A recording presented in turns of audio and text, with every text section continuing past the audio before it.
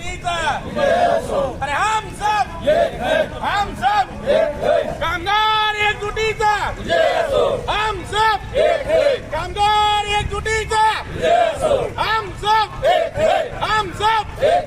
कामगार एकजुटीचा राज्य शासन कर्मचाऱ्याप्रमाणे वेतन राज्य शासन कर्मचाऱ्याप्रमाणे वेतन अरे कोण म्हणतो देणार नाही कोण म्हणतो देणार नाही ची मागणी आहे आमची.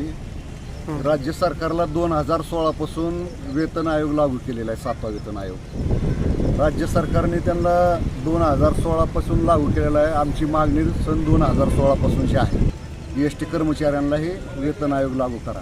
परंतु अद्याप 8 वर्षाचा कालावधी उलटलेला आहे, परंतु अद्यापही राज्य शासनाने एसटी कर्मचाऱ्यांना न्याय दिलेला नाही.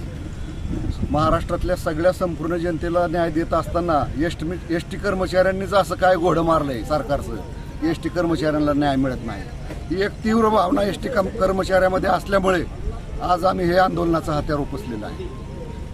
दुसरा दिवस आहे प्रवाशांची ऐन सणासुदीच्या वेळेस गैरसोय होते. प्रवासी हे आमचं दैवतच आहे. आम्ही प्रथमतः प्रवाशांची माफीच मागितलेली आहे.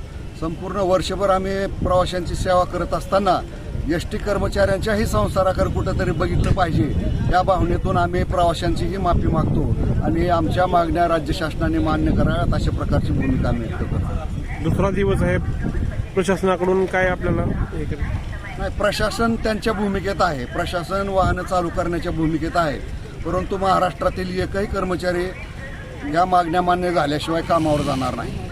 सरकारची तुमच्या समितीचं काय बोलणं झालं वरिष्ठांवर सोबत? नाही, सरकारने आता मुख्यमंत्र्याच्या अध्यक्षतेखाली आज संध्याकाळी बैठक ठेवलेली आहे. त्यातून सन्मानजनक तोडगा निघाल्यास आणि कृती समितीच्या वरिष्ठ नेत्यांनी आम्हाला आदेश दिल्याशिवाय आम्ही हे आंदोलन मागे घेणार नाही. नाव सांगा. मधुकर अनबुले, धाराशिव.